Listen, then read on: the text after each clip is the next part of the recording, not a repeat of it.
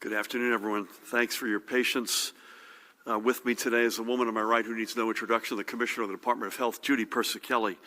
To her right, another familiar face, the state's epidemiologist, Dr. Christina Tan. To my far left, another guy who needs no introduction, the Superintendent of the State Police, Colonel Pat Callahan, who, by the way, Pat, there you are. Looking lean and mean there. Pat received his first dose of the Moderna vaccine this weekend. How was it, by the way? Smooth sailing. Good stuff. And today we're also honored to be joined by the woman on my left, the Acting Commissioner of the Department of Education, Dr. Angelica Mcmillan. Before we get to the Acting Commissioner in a couple of minutes, a couple of quick updates. Judy and Pat and I were this morning at a very impressive mega site in Gloucester County at Rowan College. Really impressive with the Senate President, Steve Sweeney, and others, members of the National Guard, members of the state police, county officials, local officials.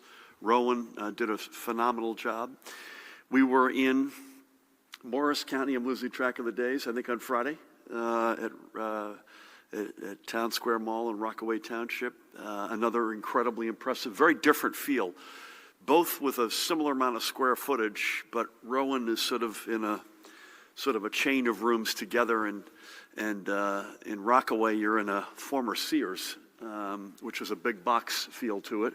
Judy, you and I were also with Joe DiVincenzo in West Orange and Essex County, so I think you'll get into this, but we've now got, in addition to the 6 mega sites that are coming online, we've got close to 300 other points of distribution. So when we get the doses we need from the feds, we will not be caught flat-footed. And we're also getting, as we'll report in a minute, over 200,000 people have already received a vaccine. Separately, had a very good call with Rhode Island Governor Gina Raimondo over the weekend. She is the Commerce Secretary designate for the Biden administration. Really good conversation about working together right out of the blocks with a particular focus on small businesses. And then thirdly, we were doing this at noon today because we were to have had a White House video conference on corona and vaccinations. That got pushed actually at the last minute to tomorrow. So when we regather on Wednesday, we'll have a readout of what will be among, if not the last, I would think, White House VTC with the current administration. We were also joined by Jared Maples, the Director of the Department of Homeland Security and Preparedness, whose mission has never been more important, Chief Counsel Paramil Garg, and as I say, a cast of thousands. Before we get to Angelica, first of all, and this is with a heavy heart, if you're out and about the state today, you will notice that flags up and down the state are flying at half-mast. I have ordered our flags to be lowered in honor in memory of United States Capitol Police Officer Brian Sicknick. We would normally lower the flags for someone lost in service for a day. We have made the decision, I've made the decision to extend this until he is laid to rest. And they'll remain at half staff until then. Brian died last week following an assault by insurrectionists in the United States Capitol, who, according to reports, pepper sprayed him before attacking him with a fire extinguisher. A native of South River in Middlesex County, Brian was a 6-year veteran of the New Jersey Air National Guard and had served 2 overseas deployments during his years in the Guard. He was a 12-year member of the Capitol Police. He took his duty with the utmost seriousness, but also enjoyed interacting with the visitors who would come from around the world to tour our Capitol and with the members and congressional staff, regardless of party, by the way, who worked there. I had the honor of speaking with Brian's dad and brothers this morning, a short while ago, and to extend condolences not just from the First Lady and me, but from our entire New Jersey family. Once a New Jerseyan, always a New Jerseyan, and Brian will always be a New Jerseyan. He was honored and proud to serve. He was honored and proud to uphold the Constitution. He was honored and proud to work in the United States Capitol, which is, let us not forget ever, the greatest symbol of democracy in the world. His death is rightfully being investigated as a homicide. Take a deeper look at the crowd which overran the Capitol. Neo-Nazi, other symbols of anti-Semitism, including shirts disgustingly glorifying the Holocaust, were present. Just think about that inside the halls of the United States Capitol in 2021. So let's just talk about these jerks. On the upper left, 6MWE. If you don't know what that means already, it means 6 million weren't enough. That's the number plus or minus. I suspect it's far more plus of Jews killed during the Holocaust in the Third Reich under the leadership of Adolf Hitler. The guy on the right, it says Camp Auschwitz, which, as we know, is a concentration camp that was located in Poland, in fact, still is. And it says, I can't read it exactly, but I can read the German, but underneath the skull and crossbones, it's work makes you free, I think is what it is in English, the translation. The picture in the middle actually is the front gate at Auschwitz in Poland. Arbeit macht frei means work makes you free. So these two jerks were at our Capitol last Wednesday. And they were among many other jerks who were there. So in addition to the broad stroke condemnation of all that had happened, let us be very mindful of the fact that our Jewish brothers and sisters do not need to be told this or reminded because they live it every day of their lives. Anti-Semitism in this world, in this country, and sadly in this state is alive and well and runs deep. That is an extraordinary set of images. To anyone who has not spoken out yet against this insurrection last week, this is who your silence is enabling. This is who you are standing with. This is what you are telegraphing to the world that you're okay with representing. These are images from the most violent and radical fringes of the right wing, and when you refuse to denounce what they've done, that's the same as giving them a pass. When you excuse their actions, you empower them to try again. So think about that. Think about what your silence in the face of political violence is enabling. Let's go back to where we started. May God bless and watch over the memory of Officer Brian Sicknick and his family, and may God bless our nation at this time. I did not know when we were here last Wednesday at 1 o'clock when I said, and by the way, as we sit here, our republic is in the balance. Please say a prayer for our country. I think you can look that up on the tape. I was not aware of what was about to happen, but that's indeed what did happen. So keep our country, keep Brian Sicknick's memory in your prayers. Okay, switch gears. As I noted at the top, we're joined by the woman to my left, the Acting Commissioner of Education, Dr. Angelica Allen Mcmillan. Today, I'm signing an executive order waiving the graduation assessment test requirement for any current high school senior who has satisfied all other statutory graduation requirements.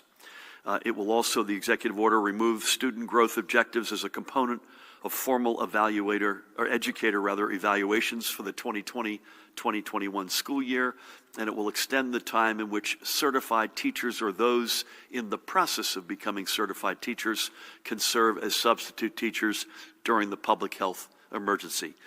Each of these steps is being taken because given the unique challenges our students and educators are facing, we simply have to all reach the conclusion that this is not, as we've said from moment one, this is not a normal or regular school year. We have to be more flexible and more understanding.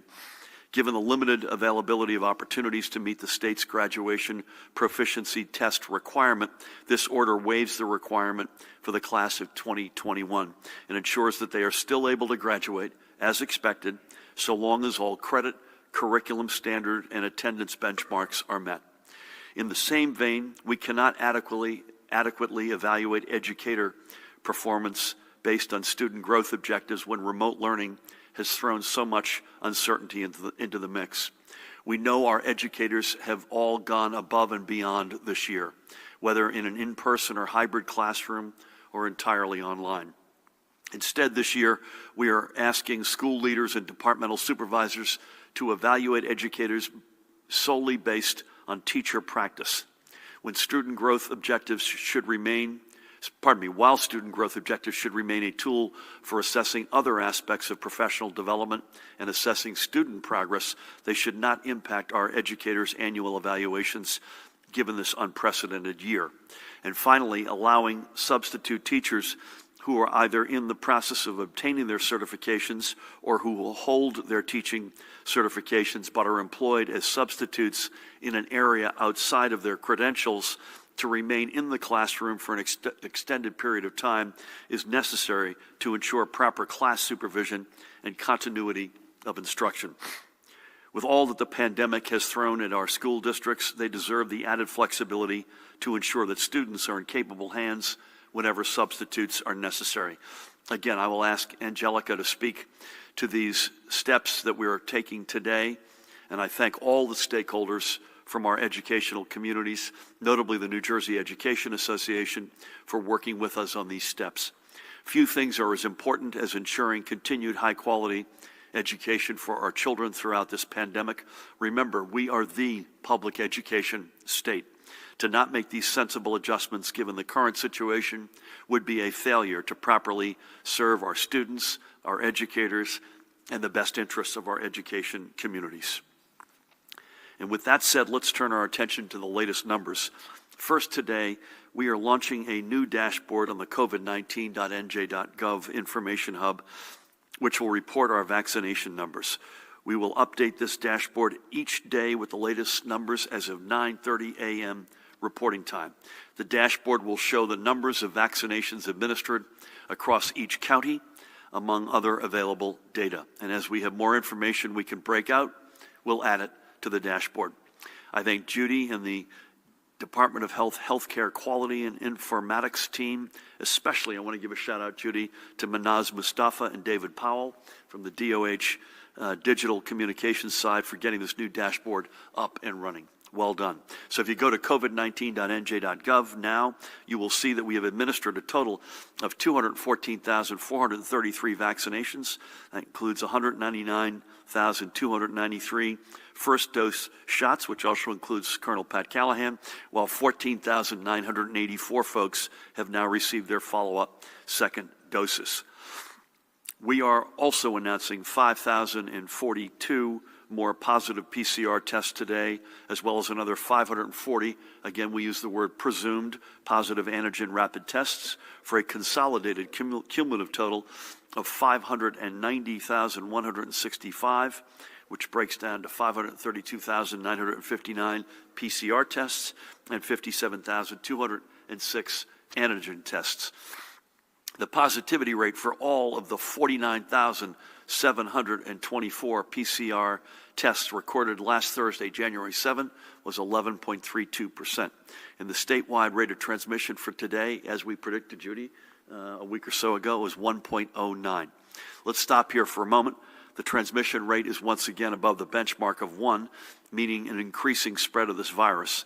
Now, if we look at our calendars, we note that it is January 11th. We had anticipated, as I said, an increase in positive tests coming out of the holidays, and it is safe to say that we are now experiencing that increase. This is likely from indoor gatherings where neither social distancing nor wearing a face mask were adhered to. And this is what we were afraid of, people letting their guard down over Christmas and New Year's and spreading the virus among their families and friends.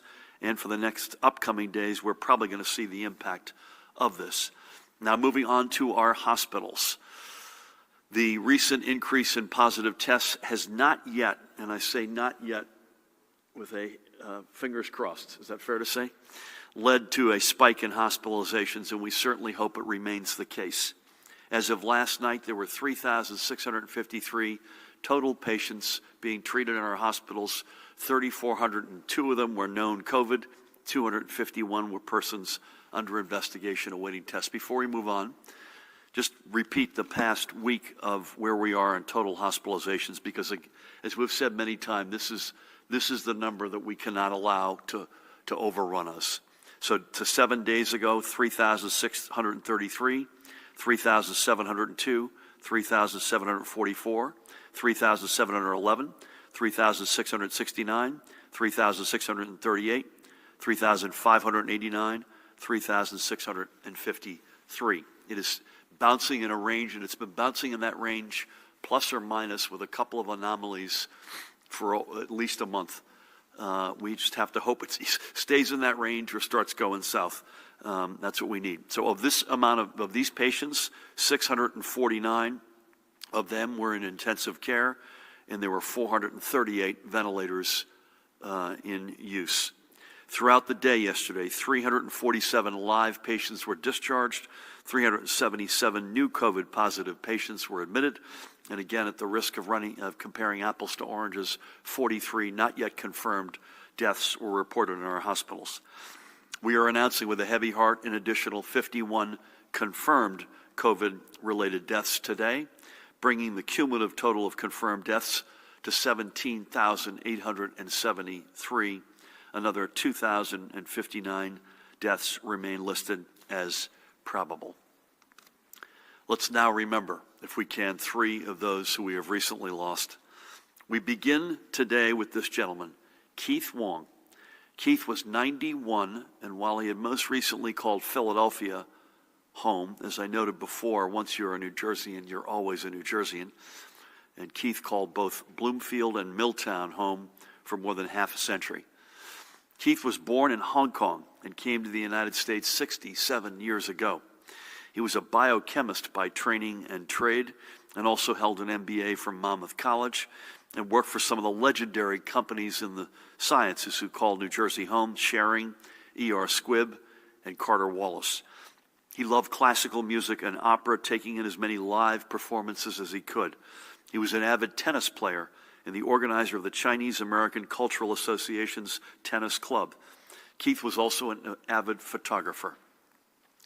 And when his son, Ed, with whom I had the great honor of speaking last week, participated in the Boy Scouts as a youth, Keith was right there alongside him as the assistant scoutmaster for Boy Scout Troop number 33. So Keith now leaves Ed and his daughter-in-law, Dr. Kathleen King, and his daughter, Amy. He's also survived by his grandchildren, Keith's son and daughter, Keith and Sarah. He also leaves his sister, Rebecca, who lives in Auckland, New Zealand. Keith is now reunited with his late wife, Mei Yuen, who passed away just 6 months ago. We thank Keith for being a part of our New Jersey family for so long, and may God bless and watch over him, and may he be remembered fondly by all. Next, we honor the life of Richard Stipe.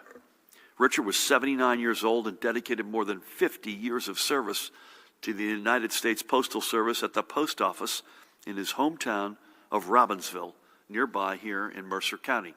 He spent so much time there that his wife, Emma, with whom I had the great honor of speaking last week, joked that the post office was his second home.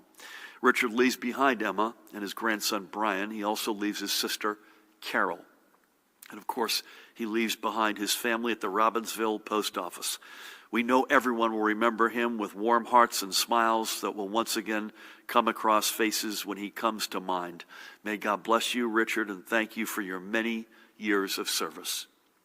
And finally, for this Monday, we remember Michael Meany, who was a lifelong resident of Moorestown in Burlington County. Mike was 81 years old when he passed due to complications from COVID 3 weeks ago today. He was just 9 days shy of his 82nd birthday. Mike was an avid ham radio operator of W2OF and was active in multiple radio clubs for many years.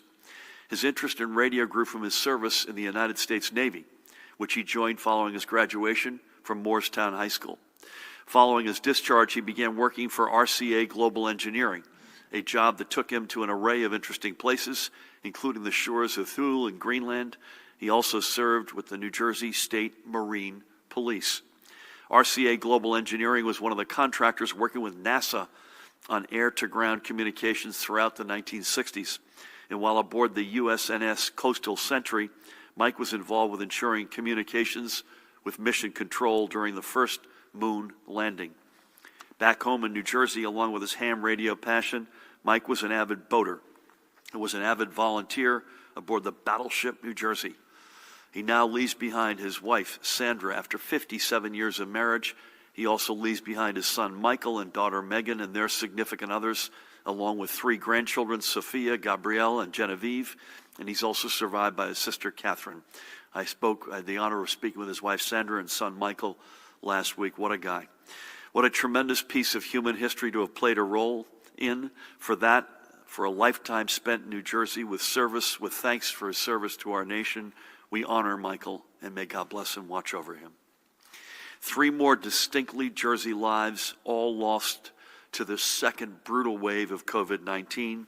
For them and for the families they leave behind, we must find it within us to keep up with the practices that have become our routine for the past 10 months. Social distancing, wearing our face masks, washing our hands frequently, using common sense. We're not done with this virus yet, and it's not done with us. Even with 214,433 vaccinations already logged and counting, we have a long way to go. But we will get there. Let's just do all that we can to make sure that we all get there together. Now, finally, as we also do every day, let's put a spotlight on another of our small business leaders who's helping our economy stay strong for the future. And when I say stay strong today, I mean that literally. This is Mike Piercy, and he runs The Lab, an athlete training center in Fairfield. Mike is a former professional baseball player, multi-award-winning personal trainer, and author. And his team help budding athletes and regular folks alike achieve their fitness goals. When the pandemic hit and forced Mike to scale back The Lab, he worked through the Tara Dowdell Group throughout the New Jersey, or rather through the New Jersey Economic Development Authority's application process, and was able to receive grants that helped him cover expenses. The Tara Dowdell Group has done really good work, by the way, particularly for minority-owned small businesses in the engagement they have had with the Economic Development Authority. We've spoken many times about the importance of sports for not just physical health, but mental health through the pandemic. I had the opportunity to chat with Mike last week, and Pat, you'll be happy to know I told him I was not going to mess with him. And he's doing all that he can to keep our residents fit and focused for the days ahead. Check them out at thelabsports.com, thelabsports.com. And I think that's a good place for us to leave it today. But before I close, a program note that at 1 o'clock tomorrow, 1 p.m., we will stream my State of the State address via our social media channels. The past year brought us many, many challenges that we know, but we have also had tremendous opportunities that lay right before us in 2021. We're ready for this new day, and I encourage you to join me tomorrow as we reach for that day together. Now, it is my great pleasure to introduce the woman to my left, the Acting Commissioner of the New Jersey Department of Education. Please help me welcome Dr. Angelica Allen Mcmillan. Thank you, Governor Murphy, for the opportunity to participate in today's press conference. When the administration announced the reopening of New Jersey schools to in-person instruction last August, we acknowledged that the 2020-2021 school year would look different than any other in New Jersey's history. The health and safety standards required to mitigate the spread of COVID-19 among students and staff necessitated a complete reimagining of school schedules, operations, and instruction and support delivery models. I must once again commend our educators who have done yeoman's work upholding New Jersey's high-quality education system against those unprecedented stressors. One of my most important priorities to support students and educators in that work has been to extend compassion and flexibility in how our state uses student and educator performance data, and in how schools utilize their staffing resources.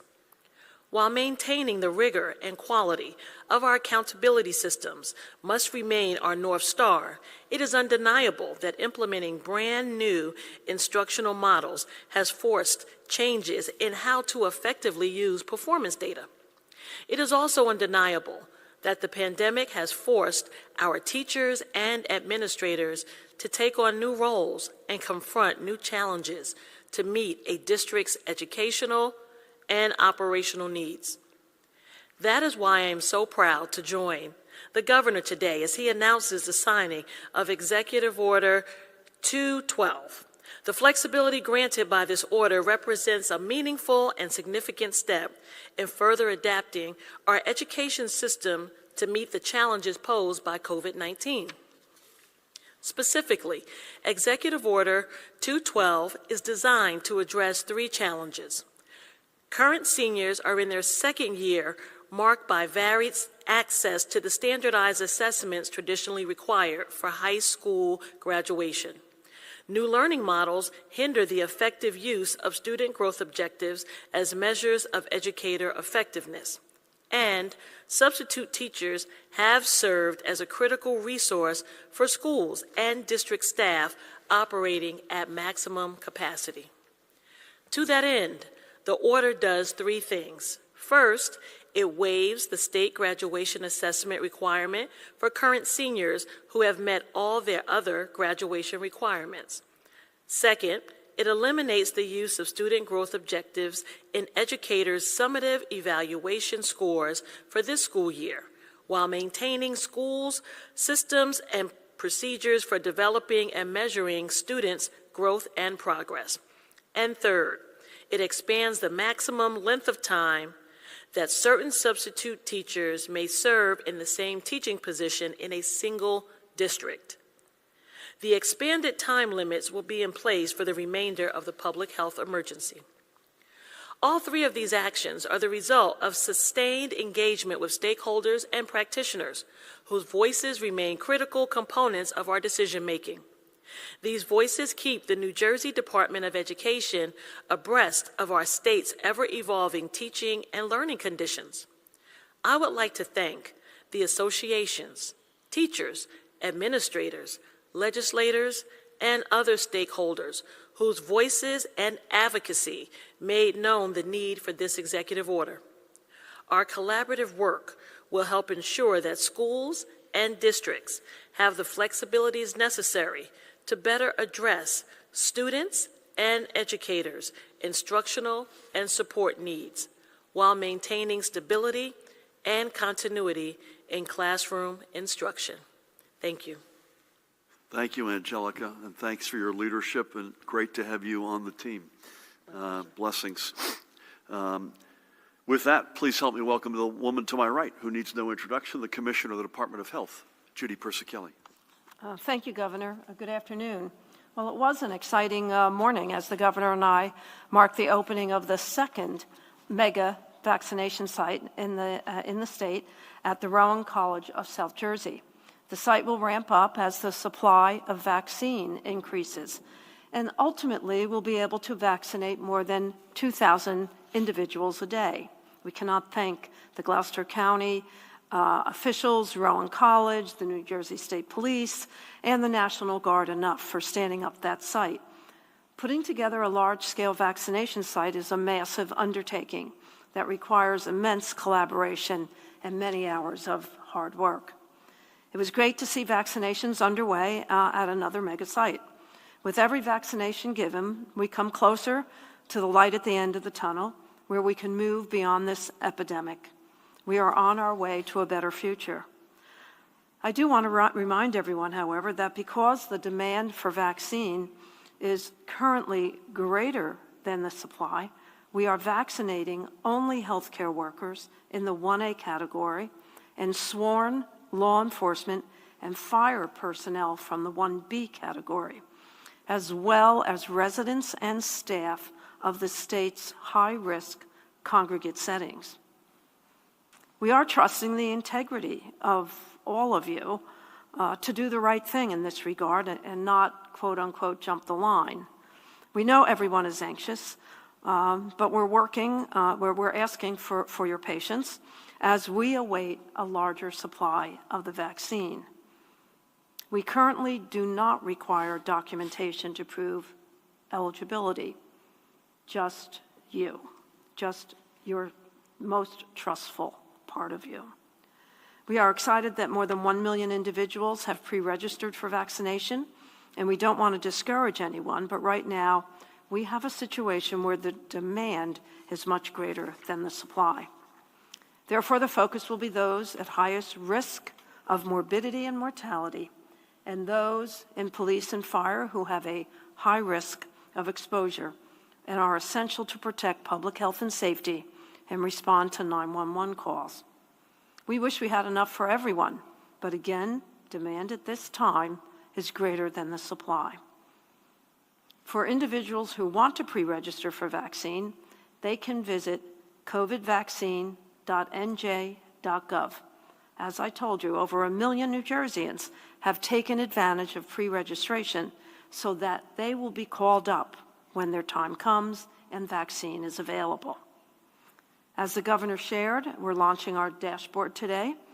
As of 11 a.m., 214,433 doses have been administered.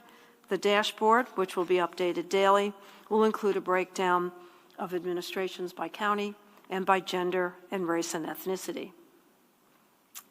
Moving on to my daily report, again, as the governor shared, our hospitals report 3,653 hospitalizations of COVID-19 positive patients and PUIs. That was last evening. And that number is staying pretty stable, between 3,500 and 3,700 hospitalizations. There are 649 individuals in critical care. 67% of them are on ventilators. Since our last briefing on the 6th, there have been 2 new reports of multisystem inflammatory syndrome in children. There are a total of 75 cases in our state. The governor reviewed the new cases and deaths.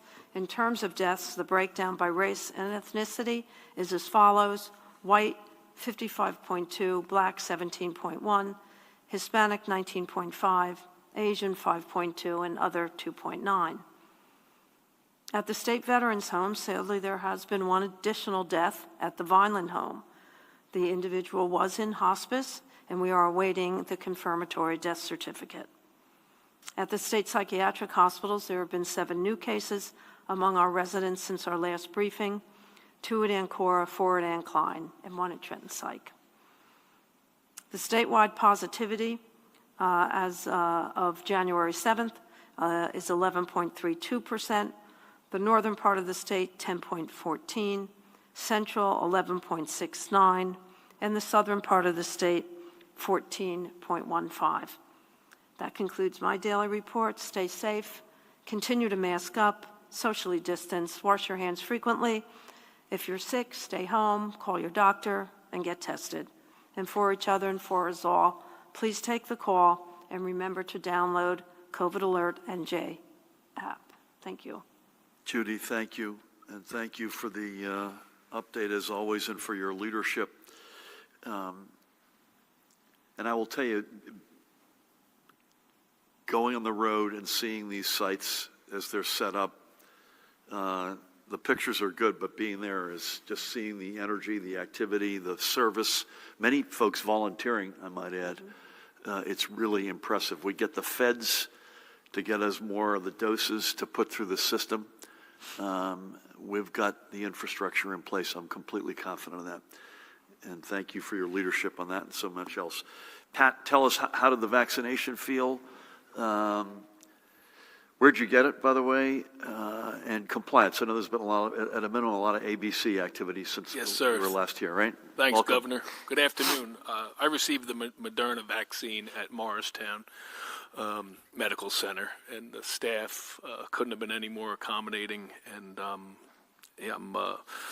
I'm honored to be a part of that, and I hope folks seeing me get it instills public trust in the vaccine. I'll be back there in about 4 weeks. With regard to compliance, since we last met, Patterson police report the owner of Bisan Cafe was cited, as was Mazaj Lebanese Cuisine. Also, although a bit of a lag in reporting, they also reported that they attended a New Year's Eve, a large New Year's Eve party that they found in a warehouse where there was approximately 60 people. The promoter of that event was cited. And to your point with regard to ABC, on Friday night, ABC conducted 66 inspections in both Bergen and Hudson County and cited 12 different establishments. On Saturday, ABC did 16 compliance inspections and cited 3 establishments in Essex Gov. That's all I have. Thank you, sir. Great being with you this morning and in Morris last weekend.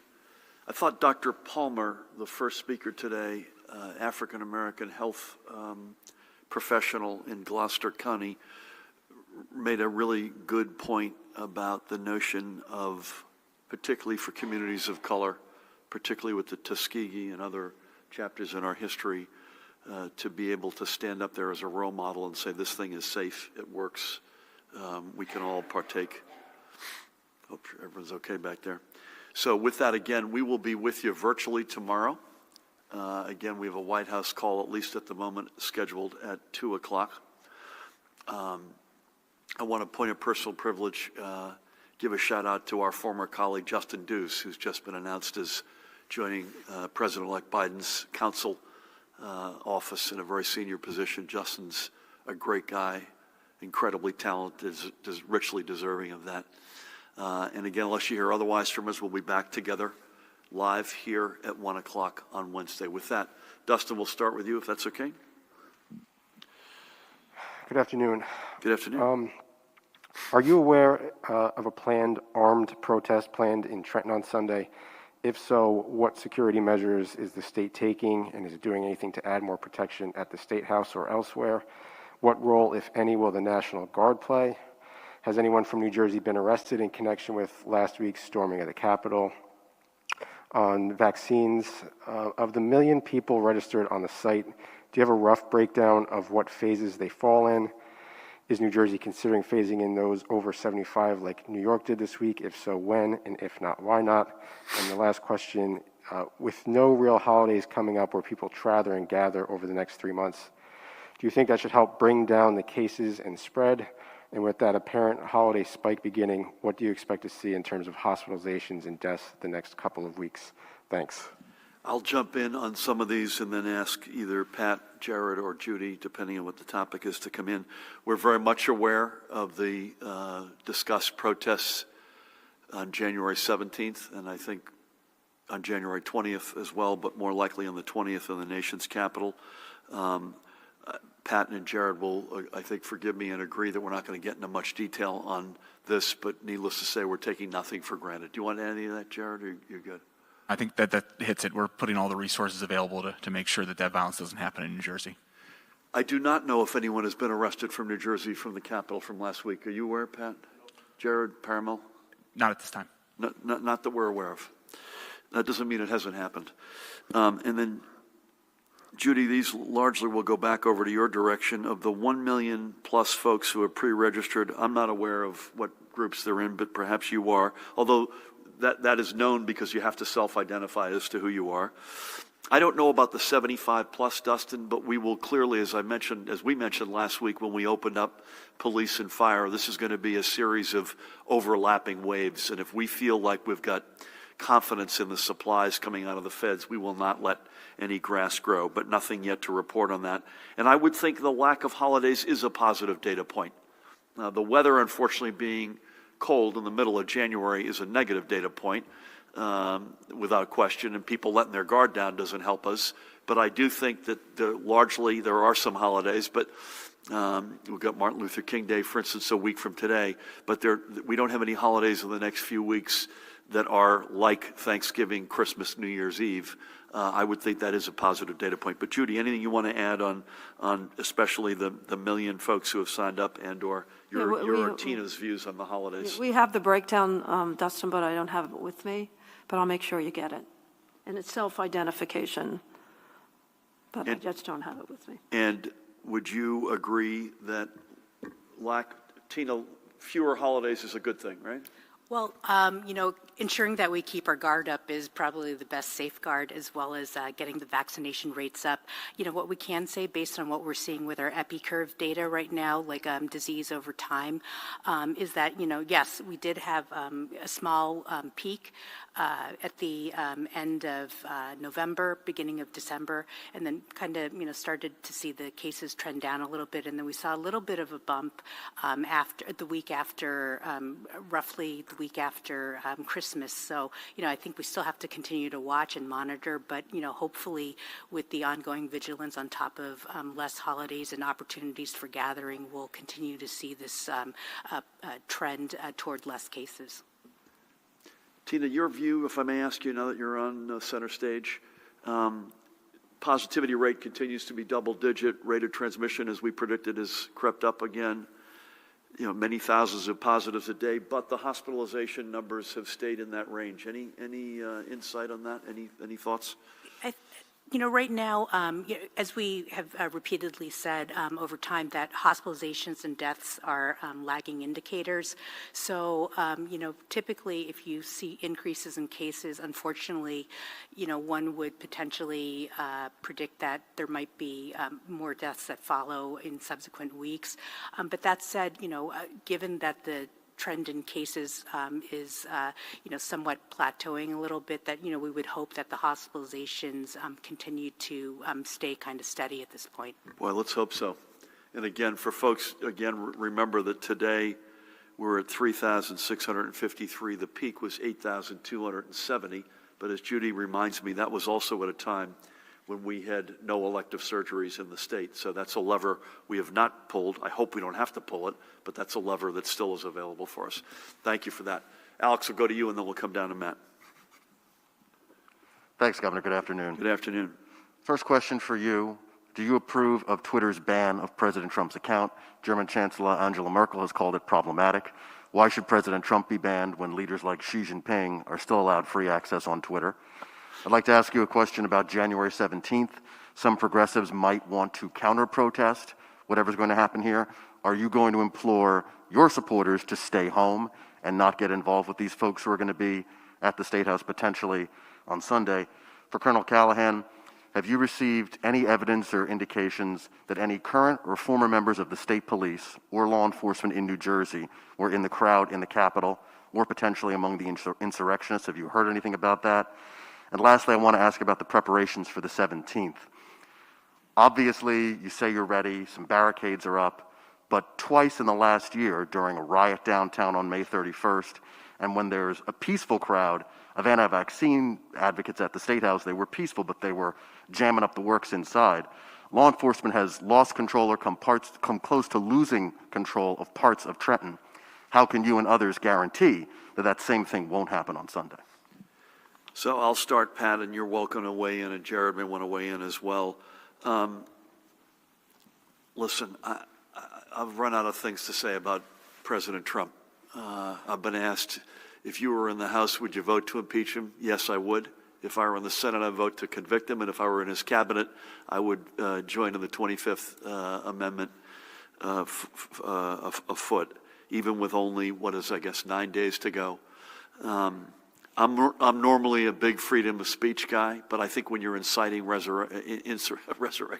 insurrection, and you're the President of the United States, I think it's a bridge too far, to be honest with you. And I've got a lot of regard for Angelica Merkel, but I have to say that's where I come out. By the way, that's why I always stumble over your name. I have to say Angelica because I'm used to saying her name in the German pronunciation. I'm going to say the following, and I'm going to ask my colleagues to weigh in. I would ask you on Sunday, January 17th, even if your heart is 1,000% in the right place, stay home. Stay home. There's just no need to get in the mix. Pat, you're welcome to answer whether or not there's any members of law enforcement. I'm not aware of any, but that's not to say there weren't. And by the way, if you're aware of someone would like to know, and this is, I assume you met at the Capitol last week. And I don't want you to think, and Pat, you should weigh in, or Jared, I don't want you to think to say that when I say things like all steps are being taken, that does not mean that we've got our feet up thinking we've got this all in the bag. We take all this very, very seriously, and we do not want to under-prepare for this in any way, shape, or form. But with that, Pat, anything on any of those? Thank you, Governor. I do not know of any current or former state troopers that were involved in that in any way, shape, or form, Alex. It's not come to my attention. If it does, I will certainly let you know. And with regard to Sunday, we often say, as far as a guarantee goes, I'm not sure I could do that, but we need to bat 1,000 every day. And to the governor's point, we'll be prepared, and we trust that those, if they do show up, that they do it in a peaceful manner. That's our request, and that's Director Maples and I are, in lockstep on that, and trust that if people do show up to the State House, that they go home safely at the end of it. Jared? thing to add that's important to this conversation, that is, we also need the public to report to us if there's suspicious activity, if there's planned violence, if people are saying things that don't seem right, surveillance, et cetera. Please take advantage of our hotline, which is 1-866-4SAFE-NJ, or email tips@njohsp.gov. But we need the community, we need the public to report to us, and we deal with it in a way that's respectful of everyone's rights, but also ensures that everyone's rights are protected as well on the other side and no violence occurs. Just to prove that people are watching, my friend Lou Stellato just reached out and said, don't forget Super Bowl Sunday, and don't let your hair down on Super Bowl Sunday. Now, that happens to be in February, but that's a very good point. And as Judy and I just noted, our head of technology, Chris Ryan, who our family occasionally makes the mistakes and call him Chris Pine, but of the over 1 million folks who have registered, here goes, 7% are in 1A, Dustin asked us, right? 7% are 1A, 31% are 1B, 43% are 1C, and 20% are in phase 2.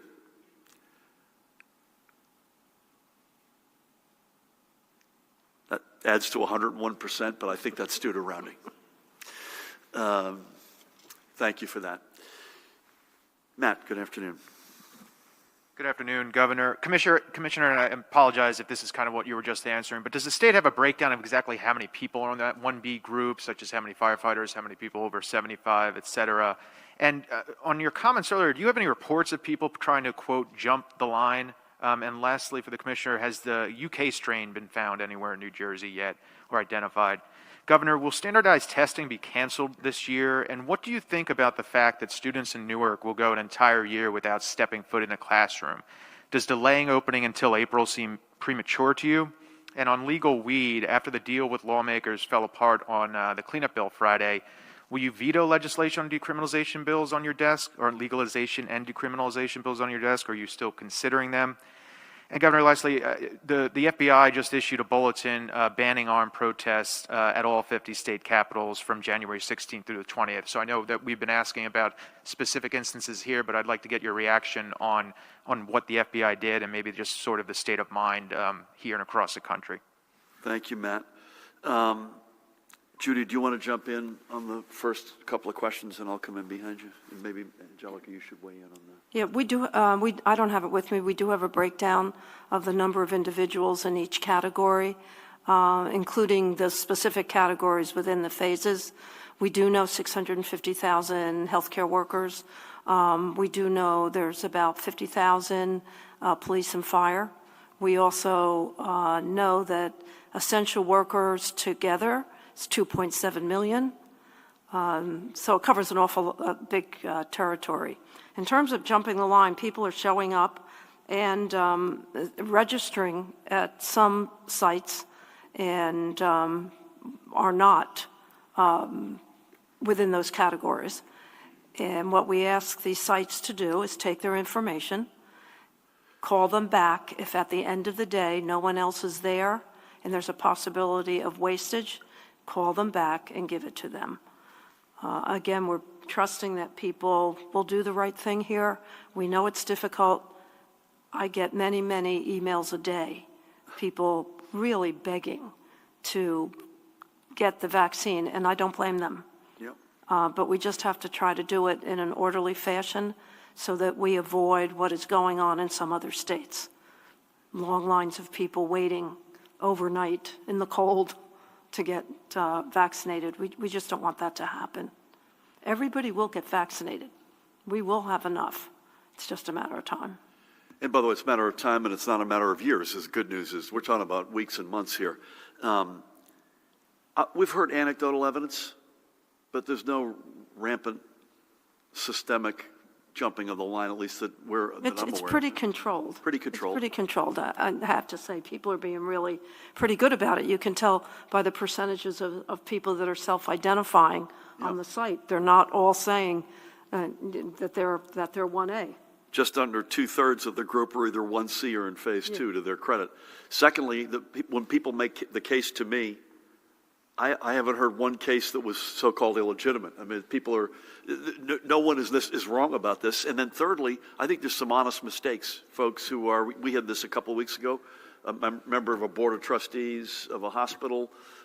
It turns out that was an honest mistake. So, Angelica, do you want to address, first of all, any school district, particularly one that is in an underserved community that's remote for a long period of time? There's no joy associated with that. But folks who are close to the ground in those districts are up against the facts much more closely than we are, and we have to respect those decisions.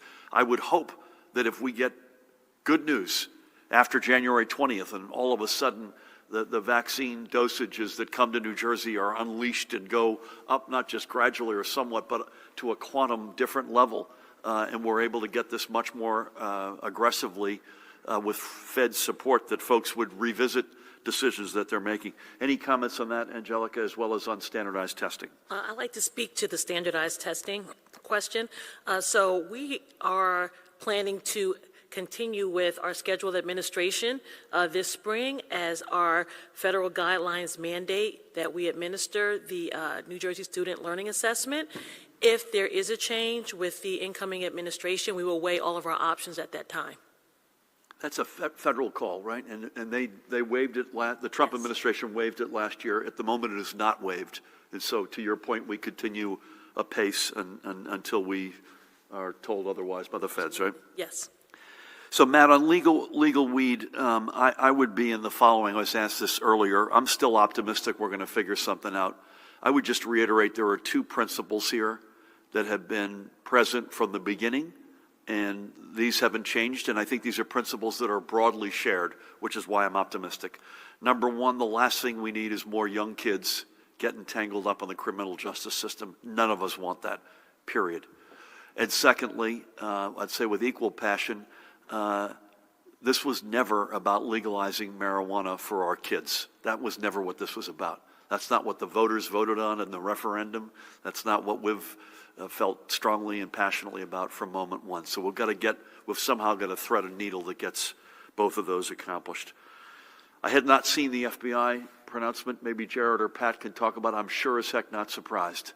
So this is banning any armed protests between January 16 and January 20. It makes complete sense to me. I don't know if anyone wants to. Yeah, I think there's a lot of variables at play, and you'll see additional announcements that will restrict, I think, a lot of potential violence on the Capitol that has clearly been talked about quite a bit in bulletins, et cetera. I don't want to comment specifically on the FBI guidance. I defer to the FBI for that, but certainly all measures are being taken to try to tamp down the violence before it starts. Amen. Again, I would just reiterate, makes complete sense. Oh, yeah, we forgot that. Yeah. UK strain, we're assuming that it's in our midst. But Tina, do you want to comment on that? Yeah, right now we have not identified the variant B117, which is first identified in the UK. But, we do know that right now that there are over 60 cases in at least 8 states, including our neighbors, New York, Connecticut, Pennsylvania. So it would not be surprising that eventually this variant is identified here as well. In fact, I'd go I'm the least qualified person up here to say this. I'd go one step further. We're assuming it's here, right? Is that fair to say, Tina? Yeah, and the most important thing, the takeaway is that the public health management doesn't change. If anything, it just kind of reinforces the need that we have to continue to social distance, mask, stay home when you're sick, wash your hands, get vaccinated. Because, and again, let's remember, unless the science has changed over the weekend, and I don't think it has, it's a strain that is more easily transmissible, but not necessarily more lethal. At this time, the evidence suggests that there isn't more severe disease associated with this variant. But because it's more transmissible, that's why we have to make sure that we don't lose our guard. You bet. So basically, it's the same stuff we preach, but doubling down with intensity. You're good on the camera, sir? Okay. Sir, how are you? For the governor and Jared Maples, after last week's breach of the Capitol, do you think there is sufficient security at the State House and surrounding the governor? Given some have predicted protesters may try storming state capitals, are there any plans to boost security? New York is opening 2 24-hour, 7-day-a-week vaccination sites. Are there any plans for that here? There have been several reports in New York of vaccine doses being thrown out Are you aware of any doses being thrown out in New Jersey? Obviously, these medical questions go to the appropriate professionals. And do you believe... I won't take that personally. Do you believe, just because I preface it with Jared, do you believe districts should require teachers to get the COVID-19 vaccine? And if so, would you want to go a step further and want that to be required legislatively? I think we've answered your first two questions. We obviously are taking the security risks deadly seriously, and will continue to do so, and we will take all the precautions that we think are necessary. I don't think there's anything more on those two questions that I can add to that. New York going to 24 hours, I had not seen that. We're leaving all of our options open, particularly if we get the supply that we need.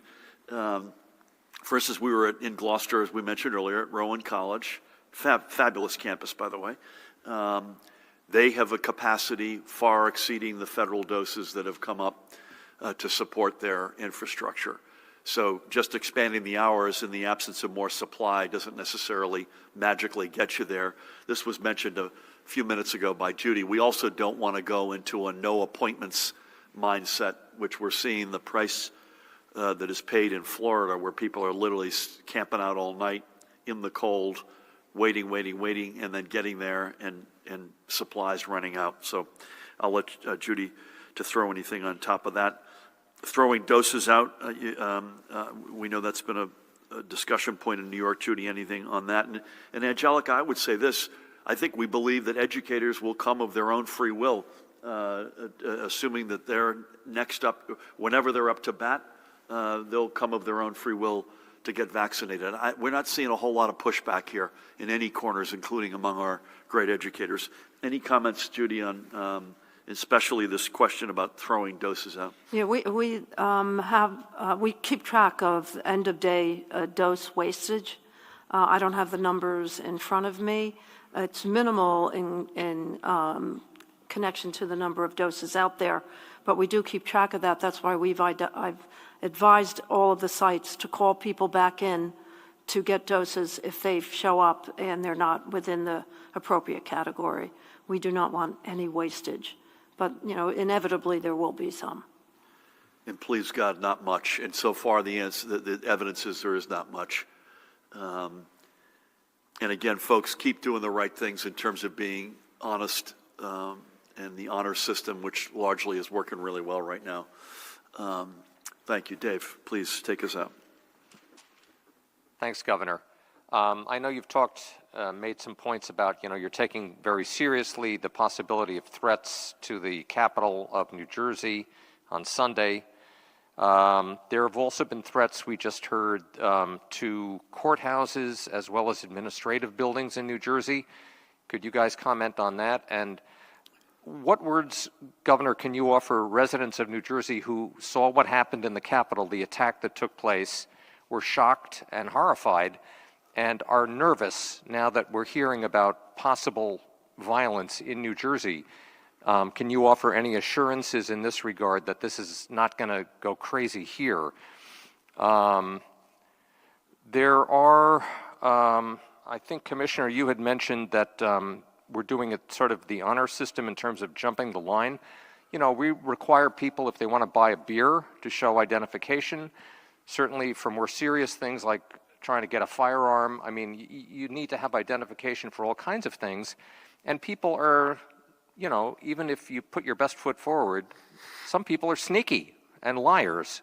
Why not just simply require ID, for instance, for age, or if somebody says they're of a particular occupation, to show some kind of proof? You're advertising today the fact that you're not requiring this. So again, I don't mean to suggest that most people are not honest. I'm sure they are, but some are not. And finally, the group New Jersey Families for In-Person Learning may hold a planned protest on Wednesday. They feel that steps have not been taken in a strict enough manner to force schools to offer some kind of in-person instruction. Could you comment, perhaps, Commissioner and Governor, in terms of, what, is what has been done so far sufficient to really push schools to have some in-person instruction? Many of them were told, by the governor, everybody was told in August, you're going to have to come up with a plan if you're not going to offer some in-person instruction. And many schools, almost half of them, still are all virtual. So what's our sense about this? Thank you. Thank you, Dave. I'll start. I've never bought beer, so I'm not familiar with how that process works. I'll defer to Judy on that front. I don't think I'll comment. Jared, you're welcome to add to this. I don't think we're going to want to get into much more detail on security other than we're taking this very, very seriously. And it isn't just one building or one community. And suffice it to say, any public building, any soft target, as it were, is something that we're looking very seriously at. I don't think you can give people assurances because that would be, I think, irresponsible on my part and our part by guaranteeing something when we're in unprecedented times. But I'll tell you what would really help. First of all, I think one thing is to stay home next Sunday. That would help. And probably the 20th, but certainly next Sunday. And I'm not begrudging New Jersey families for in-person learning for doing what they want to do, and we'll come back to that in a second. But I would just be careful with everybody protesting right now, and that's not to say you don't have a right to protest, but please, everybody, be safe.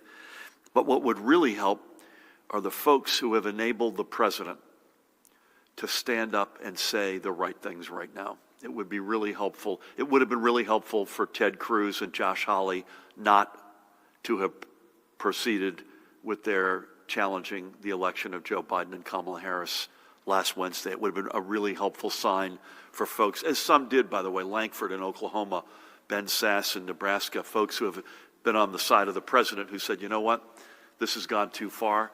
That would really help in the country, and it would really help in New Jersey for those folks to stand up and say the right thing and mean it. And that, to me, would be on my ask list.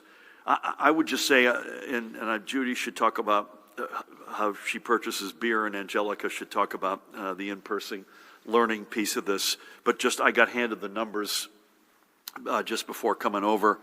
351 districts are hybrid, so there's some form of in-person and remote. 337 remote, 79 all in-person, 44 a combination of the above. So I take the 351, the 79, and the 44 and add that together and know that there's at least some amount of in-person learning there. The hybrid went up a couple and the remote went down a couple, which we were hoping for coming out of the post-holidays. But again, as I said about a question earlier, the districts that are at the point of attack, we work with them. They know exactly what we're requiring of them, but we also have to give them the respect that they're close to the ground. There's no question, I'm saying in the presence of a professional, that the far richer educational experience is the in-person experience. But this isn't a normal school year. We have to do that safely and responsibly, and we have to do it equitably. Angelica, anything you want to add? No, I think the governor actually captured what we've been working to do throughout this pandemic. And so as I stay in touch with associations and administrators, I hear from teachers, even students on occasion, and having a child who's a high school senior, I'm living this firsthand, and he has not been in school this entire academic year thus far. And so while there are pain points, we do work to be responsive, to be flexible, and to be compassionate. And so just know that we are taking this very seriously, and we want to do everything that we can to support our local school districts.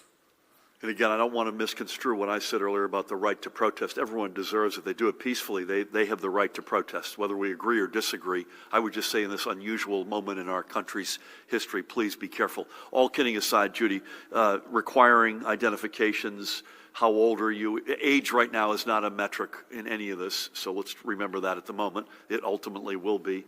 But profession, what profession you're in, et cetera. Yeah, they would require certain delays in the registration process when you show up.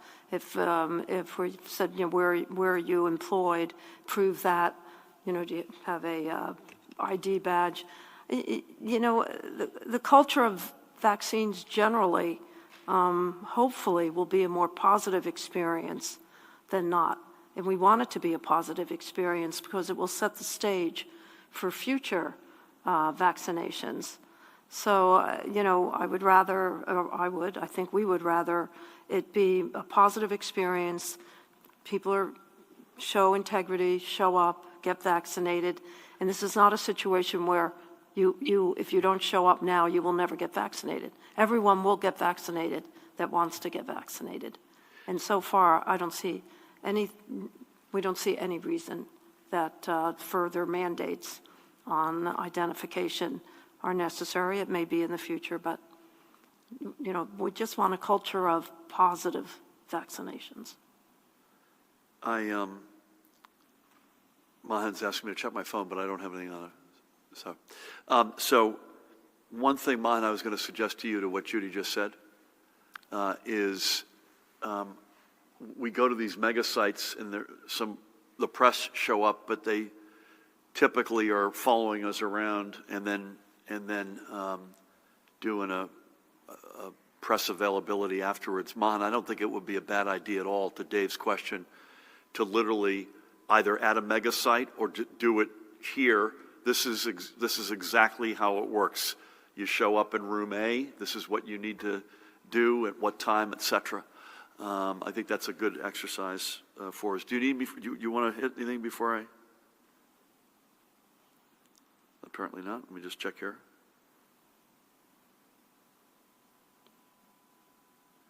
Okay.